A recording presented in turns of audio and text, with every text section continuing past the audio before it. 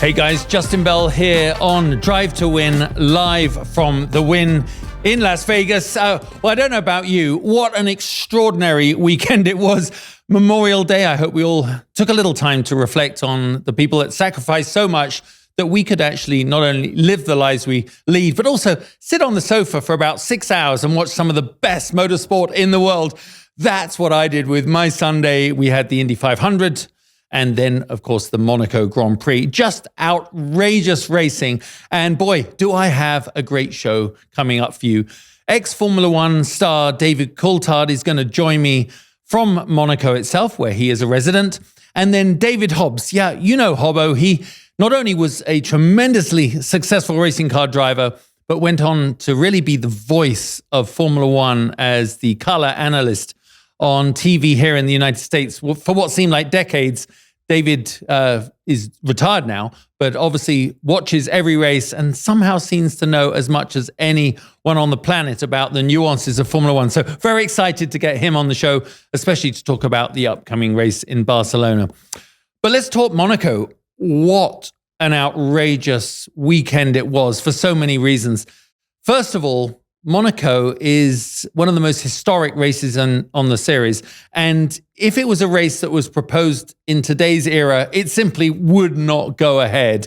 It's in the Principality there. Prince Rainier rules the Principality. It is a haven for the wealthy to come and play.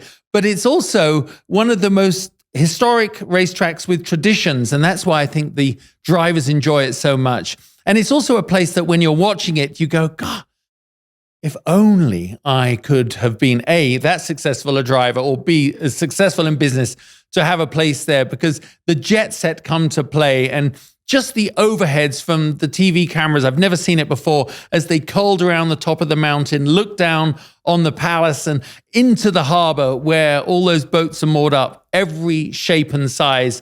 Some of them are there with, I think I saw one with a Ferrari F40 on the bow, which is a really baller move, isn't it? To say, not only do I have my 200-foot yacht in the harbor at the Monaco Grand Prix, but I put one of my Ferraris on the front. So I just loved it. I really do get into it. It's probably my favorite pre-show on TV to watch because you see the drivers in this element and so many of them live there. And I can't wait to actually talk to DC, David Coulthard, about that.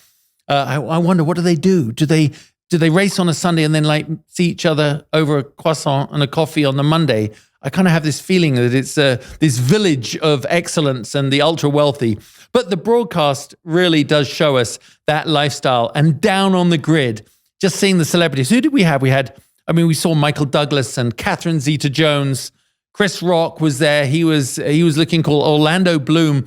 He was heavily promoting his new PlayStation movie, which actually at one point I was consulting on a little bit, and it's a great story, and he's obviously very excited to be a part of it.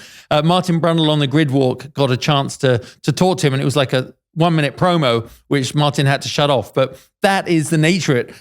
Formula One attracts these incredibly important celebrities in the world of entertainment, and they go there, they got movies to shout about, but they'd rather do it on the grid amongst all those beautiful cars. Neymar, Tom Holland, Kylie Minogue, well, she seems to be a constant at the big races. She's always there. And of course, I think she's great friends with the Red Bull team. She seems to be centrally basing herself around them.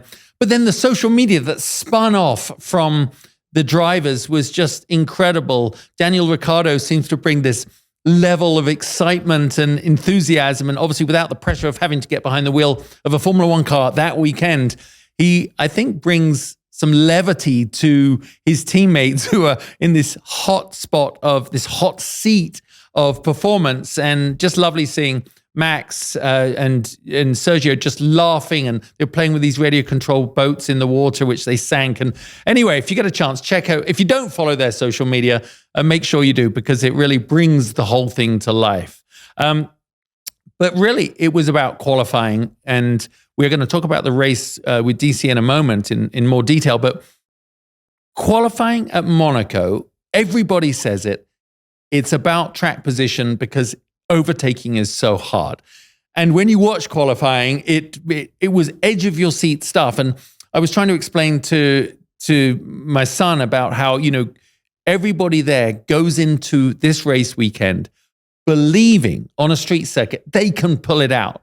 And I want you to think about that. There are many other parallels, I guess, in sport where you start a weekend afresh. It's a unique environment on a street circuit.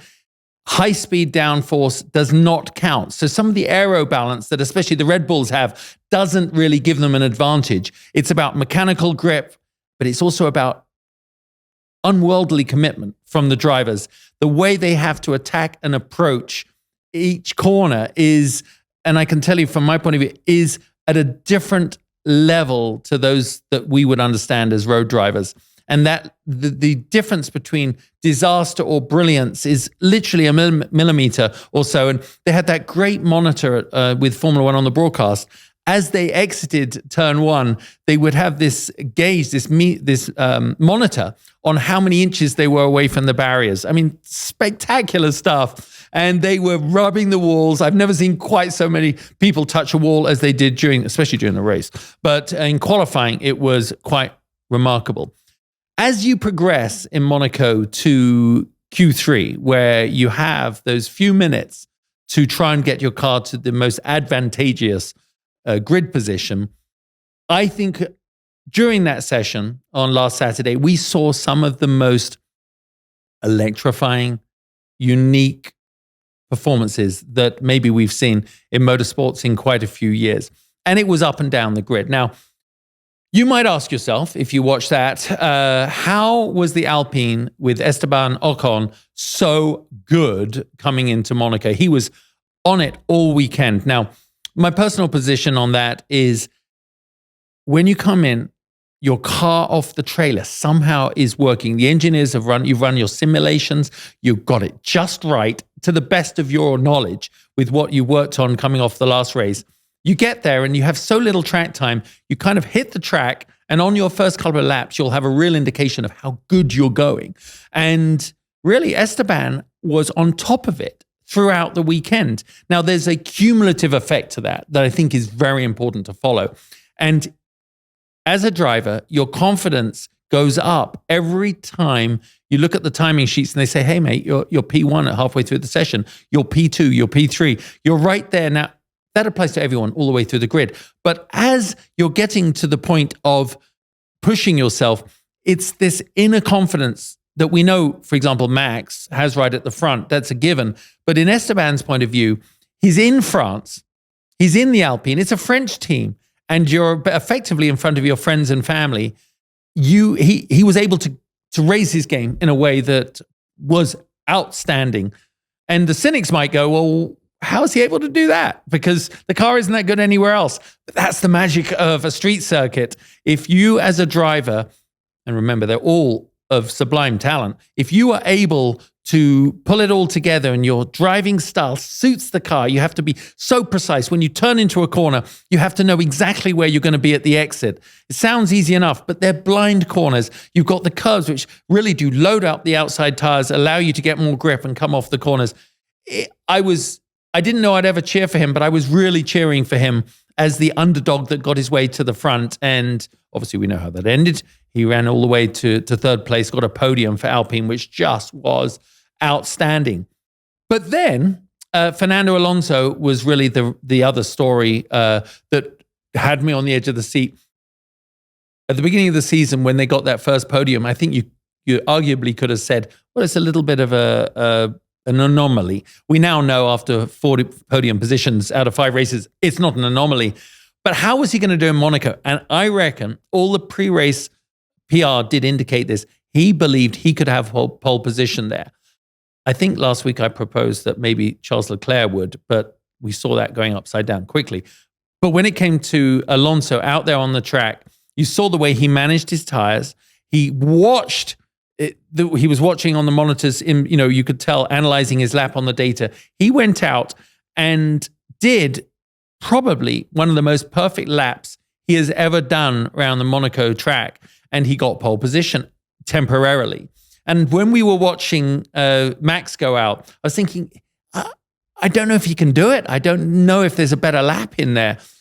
And then we've got this great simulation lap that I think you can be watching right now. And it's a comparison between where Alonso was and where Max was on that lap. And if you can imagine, they were running almost symmetrically through every corner. You could see how Max was using a little bit more of the road. He had the confidence to run it wide, but he was definitely behind Alonso as they approached the final sector of the track, which is a short one.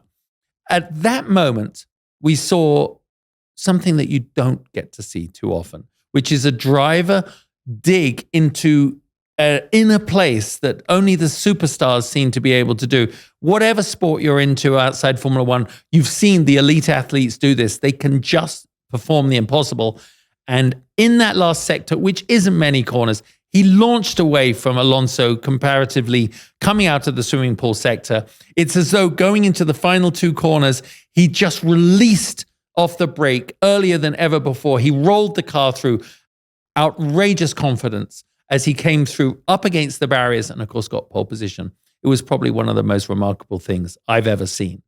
And I was listening to a podcast actually yesterday that Tom Clarkson's podcast, which is excellent, the official Formula One, Inside Formula One, and they were talking about how important it is on these tires not to overheat them earlier. And there's two types of temperature you can get from a tire. You can get the external temperature, which raises very quickly by driving aggressively and bringing in too much grip and too much abrasion on the tires. You actually almost superficially heat the carcass of the tire, but the outside of the tire. But really, you need to heat inside the tire, and this is something that very few teams have got right. And if you see outrageous qualifying performance come from the middle of nowhere, it's normally because they've managed to curate the tire temperature buildup and the level of grip in the tire. And I think Max pulled it off in that. It wasn't right the first 3/4 of the lap, but it came in right where it counted. Just very exciting. So I think that was, for me, the big part of the weekend that stood it apart. And then, of course, in the race, we'll jump into that a little bit. Red Bull did what they did and got the front top spot. However, Formula One is all about business. It is a multi-million-dollar business, billion-dollar business, as we heard from Zach last week. And I was following one of the stories that I think has got many layers, and that is the fact that Aston Martin with Honda engines will be returning to Formula One in 2026. Now, on the face of it, it sounds like a pretty natural deal to pull together. But consider this. Honda, with their history in Formula One, has as much to acknowledge as a contributor to the success of our sport as any other partner. I think it was 1964 that they started in Formula One, and on and off won every championship between 1986 and 1991 with Williams and McLaren, and then every driver's championship from 1987 to 91, and that was Prost, Piquet, and Senna, three of the greatest to ever get behind the wheel of a Formula One car. So Honda's commitment was huge. They did also win a championship with Red Bull, and then they won actually as only an engine supplier in 2022, and then they withdrew. Many reasons for that, very complicated, I'm sure. So you'd say, why are they coming back now? Well, the regulations for the engine supplier have aligned with the philosophy and vision of the Honda Motor Corporation, which is it's all about sustainability and performance and the eco fuels, and everything seems to align to bring them back in ahead of when we thought they might. But why Aston Martin, and how are Aston Martin doing this? And that's really the fascinating part. It's not a deal that is as easy as it looks. Mercedes-Benz provide most of the engines for Aston Martin road cars. They actually are shareholders in Aston Martin. The gearbox and rear suspension on the Aston Martin Formula One cars is from Mercedes. So it's incredibly complex if you think about to integrate it.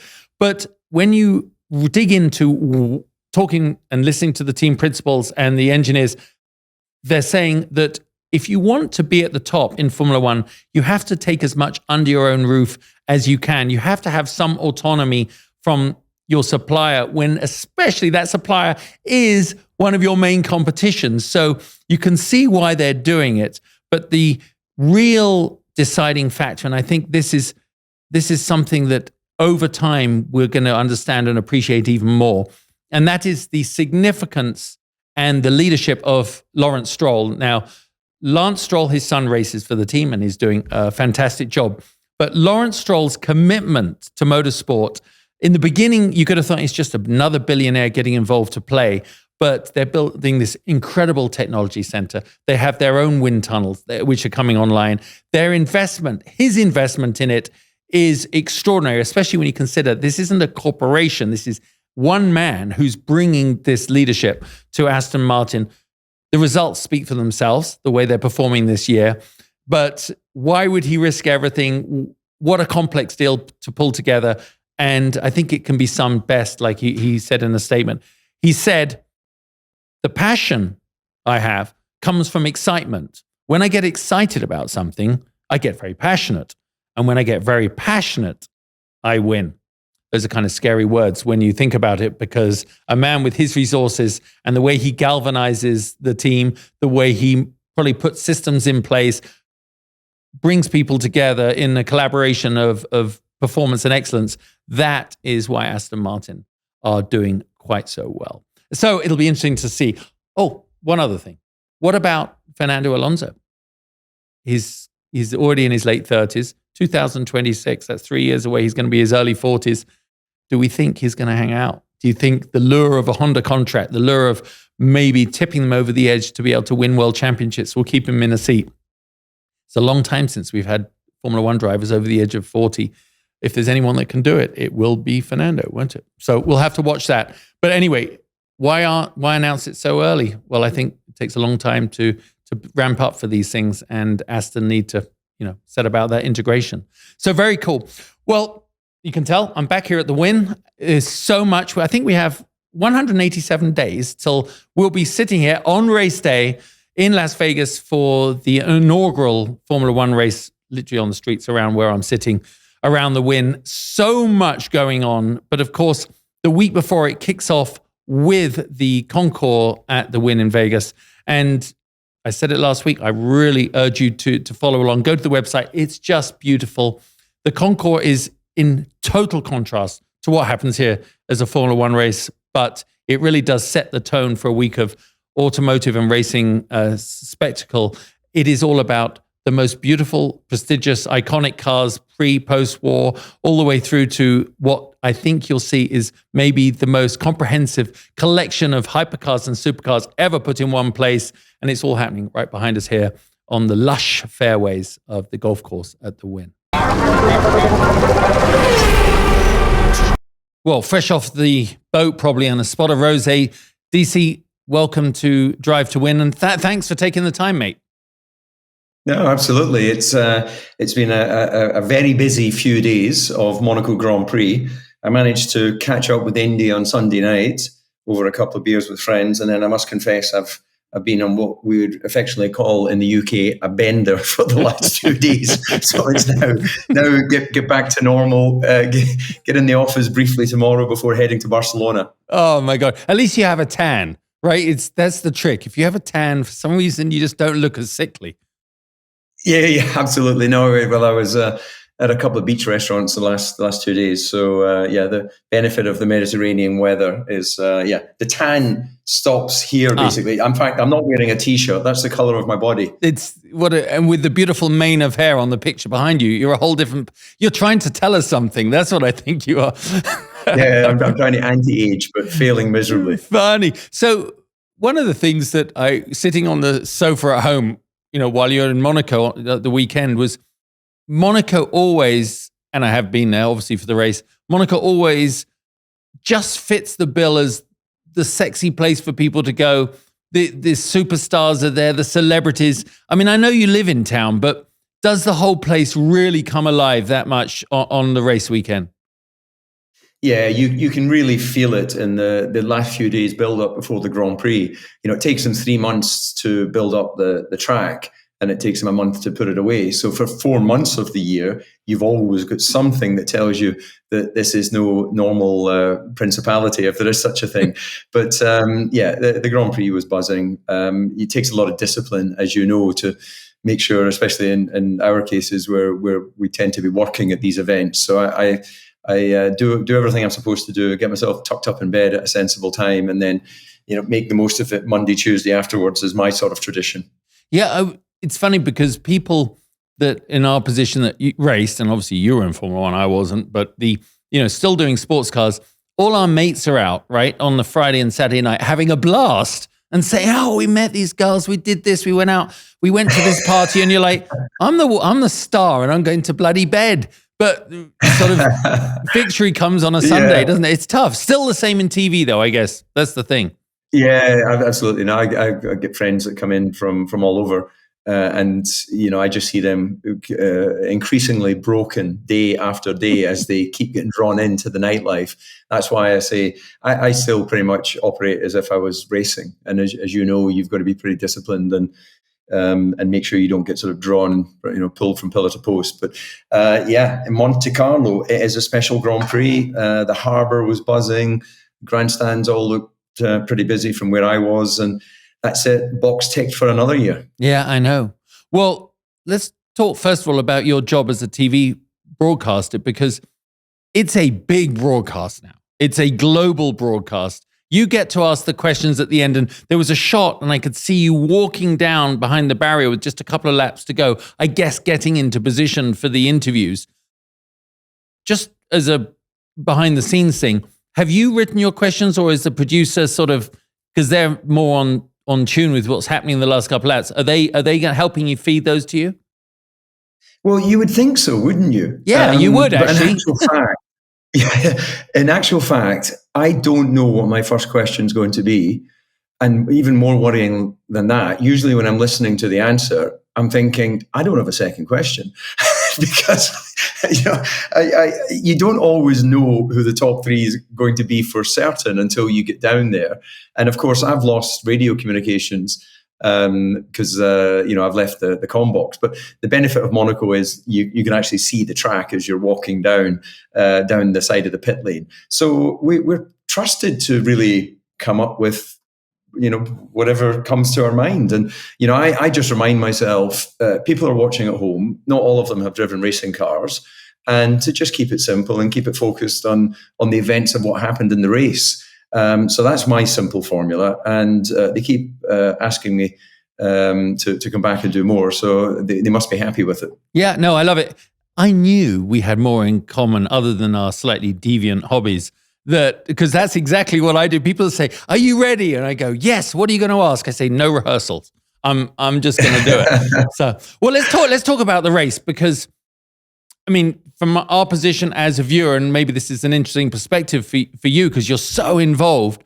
But as a viewer, it didn't really matter that there wasn't a ton of overtaking, because we knew that going in. So the expectations from that point of view are quite low, but the entertainment, the drama, the pit stops, the rain, it delivered on every angle.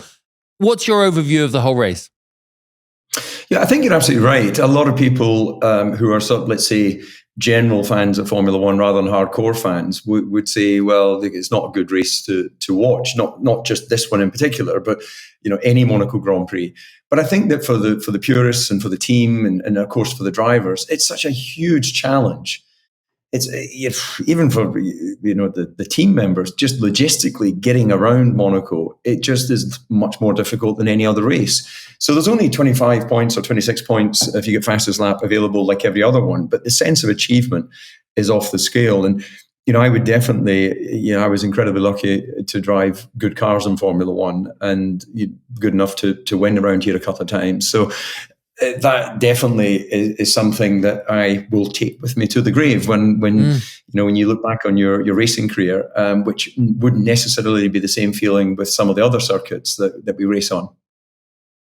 Because Monaco, like Le Mans, like the Indy 500, is something that does stand out a bit more than Mid-Ohio or Thruxton or Abu Dhabi, maybe, right? I mean, being ridiculous. Yeah, but absolutely. yeah, it does. It is. And, when I won the first time, Prince Rainier was still active in the Principality. And so you go to the gala dinner in the evening, it's a black tie event. You really feel the connection with the past, because as we become ever more casual, a few years ago, I wouldn't be sitting here in a training shirt having this conversation with you. I'd probably have a shirt and a jacket on like you. But, everything's becoming a lot more chill nowadays, isn't it? But Monaco is the constant that reminds us that this is a fast and glamorous sport. And with the Cannes Film Festival happening the week before Monaco, you get plenty of the movie stars come along and want to join the spectacle as well. So let's talk about the superstars, not the celebrities, because they have their own role and they were pitching their wares quite hard on the grid lane for Martin, weren't they? They were selling every show they could. But you won against arguably the best of our younger generation, Michael Schumacher. Max is out there pulverizing everybody, and his ability to dig deep and pull out that qualifying lap and then in the race and do what he does, it just makes you think all the time he has that little bit in reserve. Is that the common denominator of the greats? I mean, you were there firsthand. Well, I think you're absolutely right. The thing, I, of course, always tried my best, but as I reflect on my racing career, the one thing that I was missing that I think the greats have is that absolute ability to just accept that's the car you have today and go out and extract a lap time. I was always looking for perfection and balance and setup. And I think that in itself, sees you come up short on occasion. But Max is just blindingly fast. He really isn't fazed at all by the trappings of success and all of the distractions that are there. He's been absolutely groomed for success. His mother was a kart racer of real talent. His dad was a Grand Prix driver, and he's just he's had the hard yards of pounding around Europe in karting, and of course he hasn't been hasn't sort of been mollycoddled. Jos famously was tough on him, and he wanted to prepare him for the demands of being a Grand Prix driver. I think he learned from his own mistakes when he was at Benetton alongside Michael. He arrived a little half-baked, maybe not as fit as he should have been, and you just don't get many second opportunities in this sport. So you've got to arrive and hit the ground running. And if for the listeners, when he got his first chance to step into the Red Bull in Barcelona, he went and won the Grand Prix. That's how ready he was. Yeah. And I think that's the sort of hallmark of the greats. And there's also a kind of synergy as well, isn't there, with the likes of Senna. And I think Schumacher didn't do Formula 3000. He did sports cars, didn't he? So I think he went F3 sports cars and then into Formula 1. Senna went from Formula 3 to F1. Kimi Räikkönen did the same. Max did the same. They kind of skip some of the lower formulas just because they're ready. And that childhood probably wasn't one that you and I would have enjoyed. Because you read the stories about the way Jos kept him out there in the pouring rain, freezing hands, but his cool, calm demeanor. You can't argue with the net result. He's brilliant. But you've been around also following a lot, all the while you've been doing TV a lot, Alonso's career. And what's it like in the paddock to actually see him? Because he seems vibrant the whole time, like the second chance kid in his mind, as he says he never went away. But having the car he has, is it just bringing a new vitality to the paddock in general? Because he looks so happy, so good. Yeah, Fernando's a phenomenon, isn't he? He was, again, one of those young guys that came in, was part of Flavio Briatore's management team, and hit the ground and literally, I think he was one of the youngest drivers to win a Grand Prix when he won in Hungary all those years ago. So the only remaining driver on the grid, other than Hamilton, that I've actually raced against, because now this is 15 seasons since I stopped racing in Formula One. So there's I can relate to him. I can relate to the journey that he's come through. But I think the point you mentioned there about he doesn't feel he's been away, because he went and did Le Mans, and because he did Paris-Dakar, and because he did IndyCar, he kept himself as a racing driver. And with that great talent, when he got the opportunity to come back, then he's showing, must be really awkward for Lance Stroll. He gets rid of one 4-time world champion, and his dad brings in a double world champion. And he couldn't have known, of course, that the car was going to be as good as it is. But in all credit to Lawrence Stroll, he's methodically put together and enhanced the team of people there. Dan Fallows, who was at Red Bull working alongside Adrian Newey, is probably the final piece of that jigsaw. And then they've delivered an aero package that works. And, they're about to unveil their brand new state-of-the-art factory. They've announced that they're going to Honda in 2026. I'm not sure if Fernando would still be around in 26. That's what I was asking. That's what I was thinking for myself. It'll be awfully tempting to stay, but that would make him one of the oldest Formula One drivers in a long time. But he is Fernando, isn't he? Yeah, he is indeed. But there has to be a point in everyone's sporting career where the tide changes, and although physically he's in great shape, his eyesight and things like that must start to lose its sharpness. What is he? 41 years old. Yeah. I'm sitting here with my glasses at Me 52. too.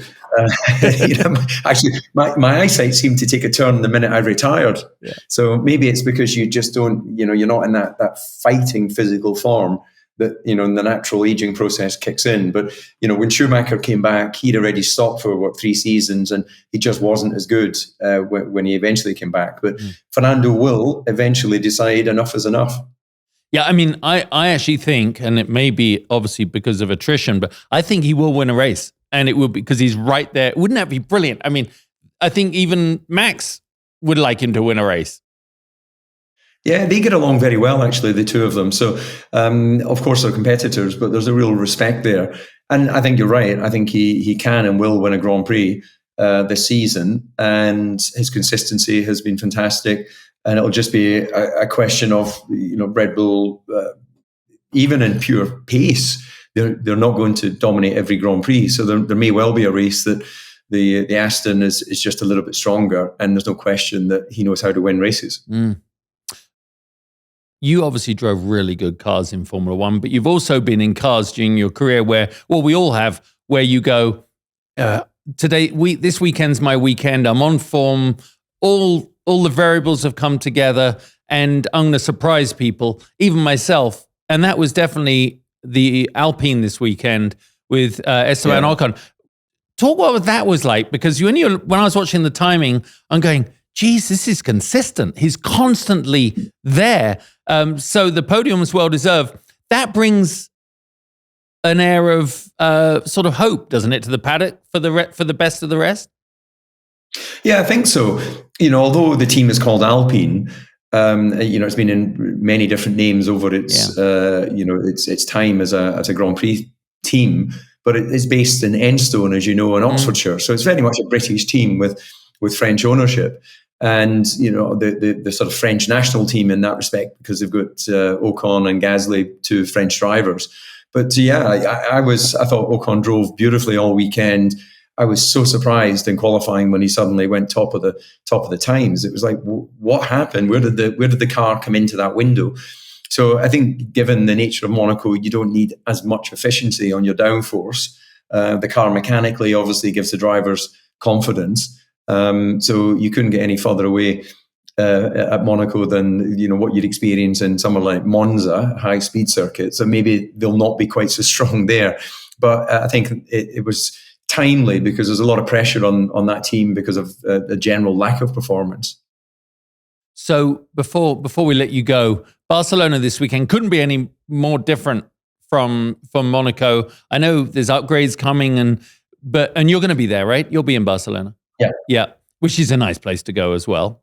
A nice city, isn't it? Oh, it's great. Yeah. Who do you see being the best of the rest going into Barcelona?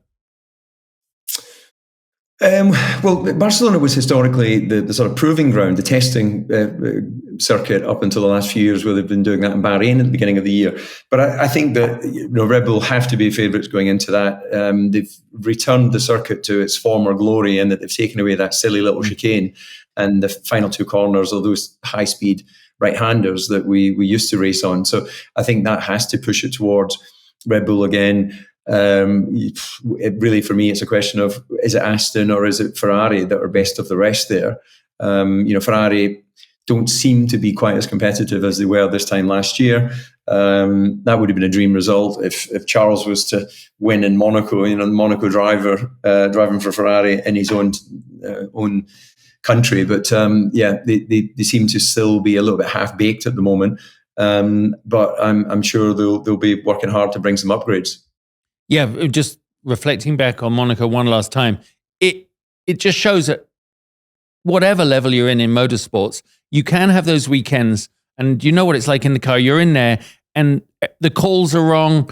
You're hitting the wrong traffic. You're on the wrong tires. It's just like this cluster of chaos, and it happens even to the best of them. And watching Ferrari for some reason is triply as painful as any other team, because you know that they sort of have it in their DNA to collapse. You must have been in the comms box just going, what the heck is going on? Wrong calls on tires, the rain, everybody hitting in the wall. It was mad. Yeah, it was chaotic. And as you know, there's nothing more difficult than driving a street circuit in changing conditions. So I was impressed that there wasn't more, crashes, because you can get very easily caught out. But yeah, strategy-wise, it did look as if there was a bit of uncertainty between, especially Carlos. I think Carlos Sainz was really questioning some of the calls the team were making, but which is never a good thing. They need to do a little reset, don't they, and find their mojo again. But I think overall, coming back to what we discussed earlier, it wasn't a classic Grand Prix in terms of lots of on-track overtaking, but I think it was a fantastic Grand Prix in that they were challenged on everything. They had dry running, they had graining, they had wet. It just doesn't get any harder than that. Yeah. Well, what else are you up to outside the TV? You still got the gin company? I've got Whisper is the television production business that have shares in, along with Jake Humphrey and Sonal Patel. So I think it was about 11 years ago, maybe a wee bit longer, we started the business, and we now employ over 250 people across many different sports, so including Formula One, of course. And I have an event company called Velocity, and we'll actually be working down in Las Vegas for the Grand Prix. We have a partnership with the Dre's nightclub, so looking forward to hosting guests there, and I believe that's just on the Strip. So I think that's going to be a sort of a Grand Prix to potentially rival Monaco for the madness. Yeah, it will be, and we're going to be, the studio will be live all week, so we'll get you in here, and we'll also have some fun. So I think it's going to happen. Look forward to that. And go get on that billionaire's yacht and go and have a nice evening. You have 28 minutes to get there. Yeah, I appreciate that. Yeah, I'm going to have a nice dinner on my friend's yacht, and then actually our buddies Gilles and Angela and Paul and Victoria. I'm with them next week in a boat in Turkey. So I'm off on holiday next week. So I'll be seeing Gilles de Ferran. I saw him on the telly at Indianapolis, a former winner there, of course. So we'll be having a few little sherbets, a few drinks. Sure, and I'm down in the south of France visiting Melanie the week after Le Mans, so I might see you. Oh, I think you're... All right, DC, take care, mate. Thank you very much. Loads to chat. Have fun. Yes. Bye-bye now. Bye. Well, always one of the best people to talk to, David Coulthard. His career, I mean, just following it as a fellow Brit and just watching how brilliant he was from his karting career all the way into his Formula One, and now just one of those guys that if you could come back, you come back as DC, I've got to say. Well, David, thanks so much for joining me on Drive to Win. Where are you right now? I am sitting in our house up in Elkhart Lake, Wisconsin, which is the village where, of course, Road America is, one of the best tracks in America. Well, probably the best track in America. It's just like a mile and a half down the road. Of course, the racetrack is there because back in 1950, 52, 51 and 52, they had races through the streets, which turned out to be very, very successful. The downside was that the second one was so successful that the governor of the state of Wisconsin said, "Woohoo, maybe 100,000 people are sitting alongside this road. This road is not such a great idea with things like C-types and HK-120s rushing by at 140 mile an hour." So a local businessman who had a quarry had about 800 acres up the road, which he was going to turn into a quarry, instead of which they turned it into Road America. And of course, it's just in 1955. So coming up for, anniversary in a couple of years. Long time. But of course, as you know, you've been here, Justin, it is one of the best racetracks in the States. Great for overtaking. It's long, over 4 miles. IndyCar drivers love it. And of course, they'll be here just 2 weeks away. How fun. Well, good job that the mayor wasn't in charge of Monaco all those years ago, because God knows where the racetrack would have been. But it endured, and we watched it on Sunday morning. I know you did. Every one of us, when we watch Monaco, I think is transported a little bit back in time, and we just heard from DC about that. What does Monaco mean to you when you watch it on the telly? Well, it's a real mix of feelings, isn't it? Because you know that there's going to be little or no overtaking. It is very professional. So obviously Saturday afternoon is the crucial time.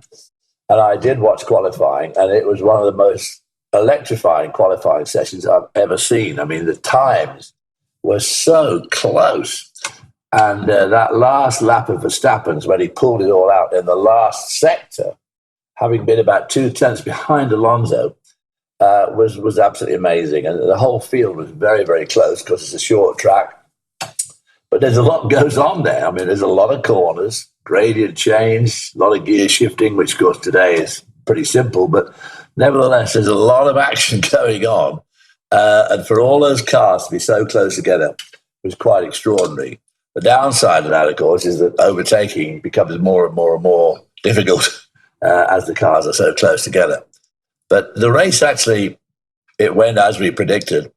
Although Alonso was stellar by keeping up with Verstappen, who had the medium tires on, and Alonso had the hard tire. And he was, stayed within a couple of seconds of Verstappen. But of course, Verstappen's real brilliance came out when he ended up doing 52 laps on those medium tires, where their target was about 32 laps, I believe, or around between like 20 and 30 laps for the medium tire. And he managed to get 52 laps out of them and was still lapping very fast.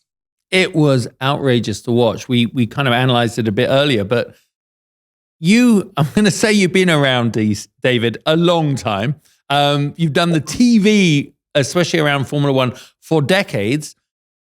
You've seen the greats come and go, and you've seen their careers ebb and flow. Where does Max rate in the pantheon of the great racing drivers?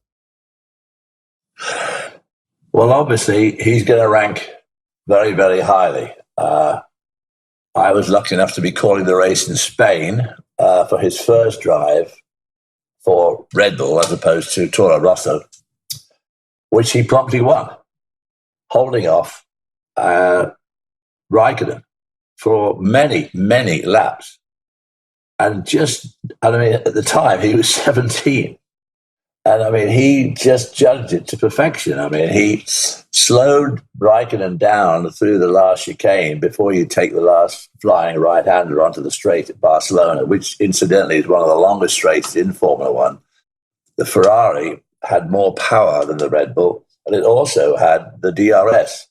And in spite of all that, Max Verstappen held him off. So you knew right then that the kid was going to win a lot of races.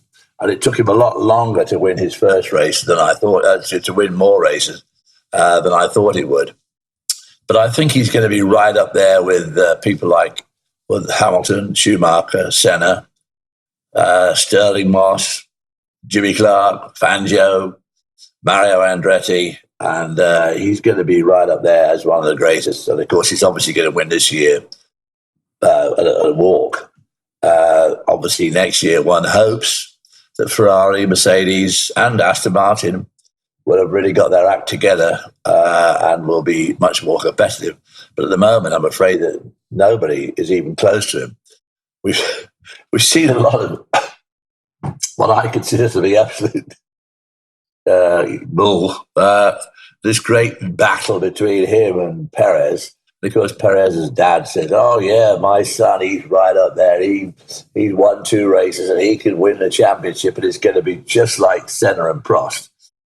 Sorry, Dad, it ain't going to be even vaguely like Senna and Prost, because Verstappen, he is a clear half to 3/4 of a second a lap quicker than Sergio, and it's that simple. It's going to be a no contest. And after Sergio's desperate weekend in Monaco, that's obviously opened the gap up enormously now. And we're going to have to count on Alonso to try and challenge him. It looks like. So, he's going to be right up there. It was, as you were saying that, I was thinking, that is the mark of the real greats. So it's like Lewis, I can't wait to watch him come back on song, which he is. Talk about that in a sec. But it's the way the greats are able to extract something from the car just when their teammate thinks they get onto an equal footing, or the competition. I mean, I was watching that qualifying, David, like you were, and I'm like, God, good on Alonso. I almost threw on my green shirt. And then I'm glad I didn't, because there's no way he was going to do that in the last sector. And then he did it. So you see it time and time again in sports cars, in Formula One. The real greats just have that thing in their pocket that you can't even put a finger on. I wonder if the engineers look at it and go, how the hell did they do that? Right? Well, you've hit the nail right on the head. I mean, the greats, it doesn't matter what it is, because that last sector at Monte Carlo is a very short sector. So, I mean, he pulled out 2/10 in a very short sector of track. And of course, he makes very few mistakes now. I mean, he's made a few when he started, but then everybody makes mistakes. I mean, that's the way they learn. We were always talking about, when I was working with Steve Matchett, he said, when he came to drive for Benetton, we had about 4 chassis we got through in the first year, because Schumacher made a lot of mistakes. But once he got going, I mean, Schumacher rarely makes a mistake. You very rarely see Hamilton make a mistake when it matters. Sometimes, I mean, this year in qualifying, not qualifying, but in the FP3, he hit the wall at Mirabeau. He usually chooses a better time to do that. But these guys, they don't make many mistakes, and yet they can extract just that little bit extra. I remember when Bob Varsha and I were doing Formula One for ESPN, the first go round back in 86, 7, 8, 9, and 90. And then Senna came along, and we watched many qualifying. And in those days, we went to all the races, and we watched Senna qualify. And his teammate would be Gerhard Berger. And Gerhard Berger would be right to the corner, wheel up on the curb, dust flying everywhere, and look incredibly fast. Then Senna would just go, and he'd be like that far off the edge of the road, and he'd be that far off on the apex, 2 seconds quicker. I mean, he was uncanny in qualifying, Ayrton Senna. He really was. And Verstappen, and so was Hamilton. Yeah. Hamilton's qualifying runs were always absolutely amazing. As you say, at the end of Q1, he'd do whatever, and he might be lying second or third or fourth. And then last lap, qualifying Q3, boom, there he is on the pole, which obviously you can see by his pole record now, which is just extraordinary. And Verstappen is starting to catch up. I mean, a lot of wins and a lot of poles. And honestly, I just don't see him not being on the pole or not winning between now and the end of the season. I mean, I just don't know who's going to stop him. I mean, obviously, he could have a mechanical failure, but I just don't see what's going to stop him, quite honestly. Talk about what you mentioned back in the day. You used to go to the races, but that was, as they do now, which is great, and I think the broadcast is all the better for it. I think their new TV package in Formula One is outstanding. The global broadcast team, you've got these incredible guys like DC and, you see Rosberg, all their fantastic talent that won championships and races that are now doing the TV. I think it's wonderful. What do you think about it? And how does it relate to the days when you guys used to turn up? Because I'm sure you were on exactly the same money back then as like DC or any of the Jensen, right? Well, probably not. But, of course, we did most of our races from a studio. And we did tend to try and Americanize the broadcast, especially when Haas came along. And we also tried to always not talk down to the real fans and the aficionados. But at the other time, you've also got to try and make it interesting to the average spectator. And since I have retired, other words, pushed out, I have so many people come up to me at places like Road America when I'm watching, go to the IndyCar race. People still come up to me and say, "Oh my God, I wish you guys were still doing it." Because me and my wife, we watch it. And the only reason my wife watches Formula One is because of you guys. She used to like you lot so much. Just whatever the race was like, she liked to watch the race because of you guys. So, I look back on that with fond memories. But the fact is that I think the Sky team are extraordinary. David Croft could probably bring it down a rev or two because he's basically on the rev limiter when the lights go green. And unfortunately, if something happens, he's got nowhere to go, really, because he's already there. Martin Brundle, of course, is excellent and has a terrifically dry wit, which usually goes by unnoticed. And all of them, Anthony Davidson and Karen Chander. I love Anthony Davidson and Karen on that on the board on the TV screen where they do all the slow motions, show you exactly what happened and where things came off the car. No, they're a very, very, very good team. Obviously, Formula One do all the TV shots and the directing and the producing, which, again, for us was always just a little bit difficult because nowadays, when these guys are talking on the screen, the director will say, and lying in fourth spot is so-and-so, or let's go back to race for fifth, or whatever.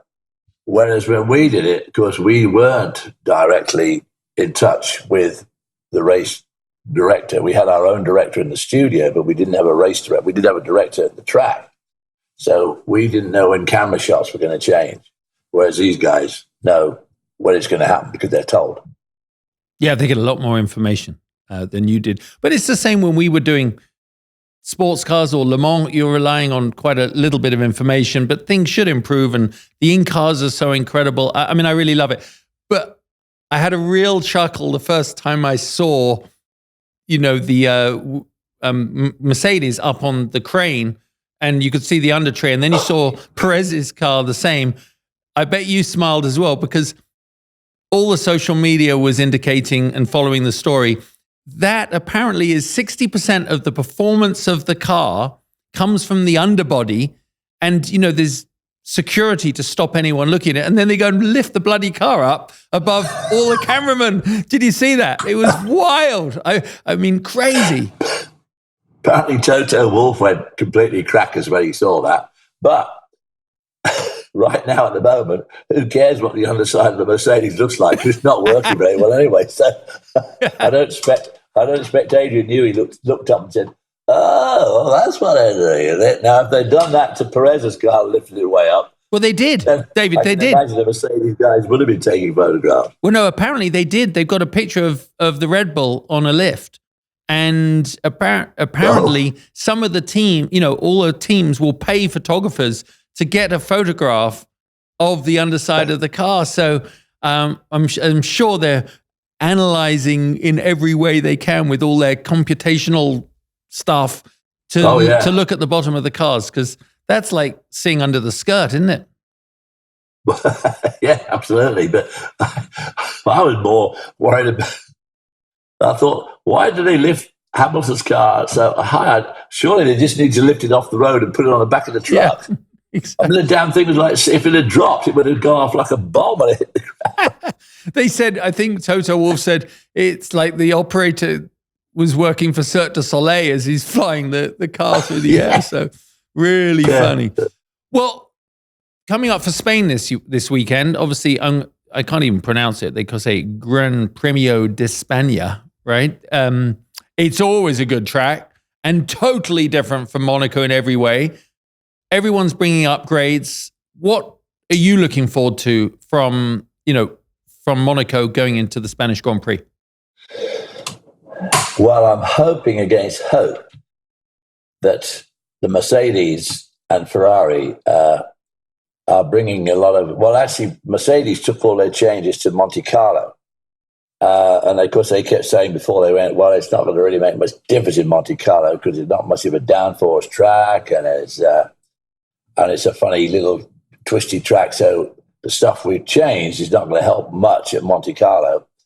And Ferrari have got a whole bunch of mods coming up, new rear suspension, new side pods, new God knows everything, probably a new floor. Yeah. Well, it'll be a new floor now. They've seen what the Red Bull floor's like. And so hopefully these improvements bring them a bit closer to the Red Bull. But of course, the Red Bull is so fast. Have they actually got more speed left in the damn thing? So it could be that everybody's just right back to square one. And of course, obviously, Red Bull are making modifications and bringing upgrades to the track as well. So, but I am hoping really that. But what is bad news for everybody is the incredible speed of the Red Bull on straights. Well, Barcelona's got straights. It's got one very long one and one medium-sized one coming out of turn 9 down to turn 10. That is a pretty good straight. And, of course, you come onto it at a hell of a lick. And the Red Bull seem to have got that bit of the equation really tied it up. And I think, we hear about Verstappen and we hear about Lewis Hamilton. But the guy that we don't hear much about is Adrian Newey. And when you think of his record, it is absolutely extraordinary. I don't know how many world championships he won, 9 or 10. Won the world championship twice with Williams, 2 or 3 times with McLaren. He's won it 4 times with Sebastian Vettel. And now he's going for his 3rd one with Verstappen. So he's an amazing person. And one of the greatest Adrian Newey stories I've heard comes from Mario Andretti. And it would be, like 1981 or whatever, when Adrian was working over here in the States on IndyCar. And he worked with Bobby Rahal. And he also worked with Andretti. And it was the year that Andretti led every lap and the engine blew with about 10 to go. And what happened was on the grid, the cars are lined up on the grid at Indianapolis for the 500. Adrian Newey wanders out of the pit complex, sort of looks at the sun, looks at the clouds. So I think we're going to put a couple more £100 on the front springs. And Mario goes, what? And everybody else in the team said, I don't know whether they're on the pole, but they were on the front row. So they changed the springs, and Mario led every lap.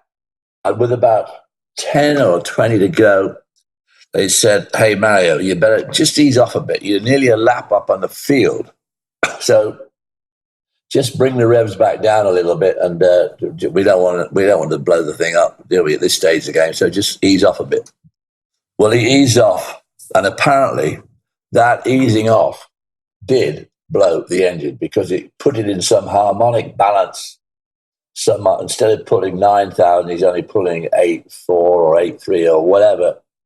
But it put it in some unfortunate harmonic balance, and it did blow up. But he said, I could never get over Adrian Newey just walking out there right on the grid race morning. He said, well, I think we ought to put the springs in a couple of £100 more. And it worked. He probably was before air density sensors. He was probably going, yeah, the air's denser. This is going to cause more downforce. The front springs are going to go down exactly under what he braking. did. He looked at the humidity, looked at the clouds, looked at the sun, licked his finger, held up for the way and the that was wind it. blows. So, yeah. Can you imagine? That We talk about how much money the drivers get. Can you imagine what his paycheck must be? He could write his own check. I mean, right anywhere down the paddock.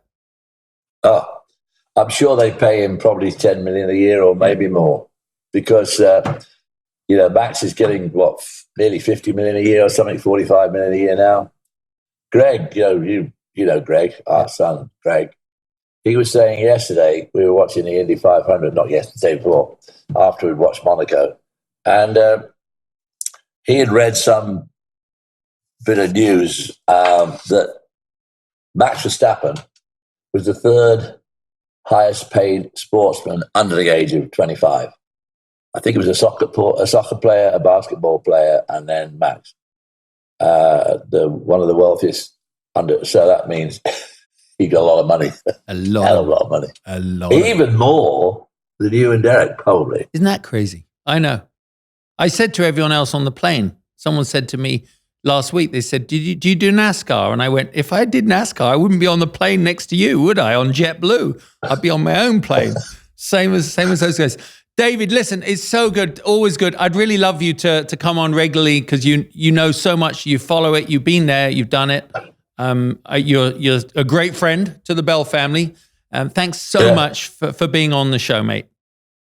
I led you astray when you were a young boy, and I'm trying to lead you astray. Well, now you're leading me astray. Yeah, that is the way it should be. All right, David, lovely. Enjoy the race this weekend. Speak to you very soon. Thanks a lot.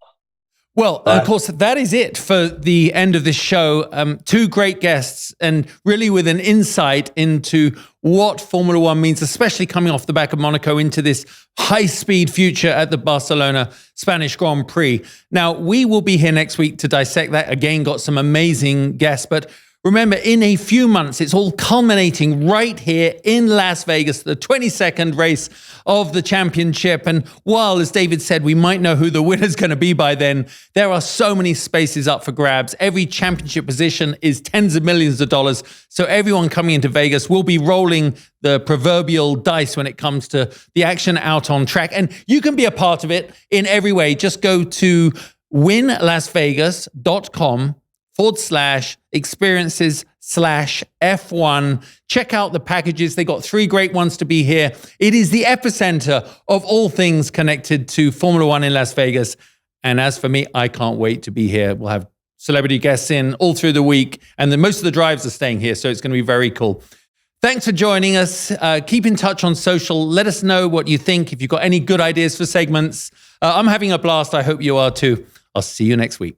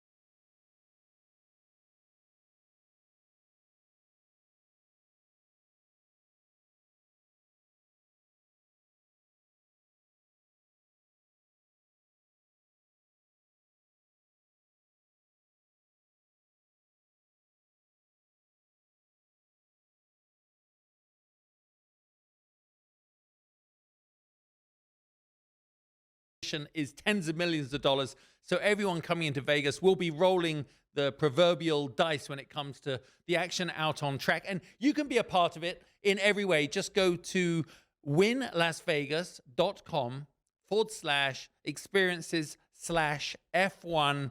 Check out the packages. They got 3 great ones to be here. It is the epicenter of all things connected to Formula One in Las Vegas. And as for me, I can't wait to be here. We'll have celebrity guests in all through the week, and most of the drives are staying here, so it's going to be very cool. Thanks for joining us. Keep in touch on social. Let us know what you think. If you've got any good ideas for segments, I'm having a blast. I hope you are too. I'll see you next week.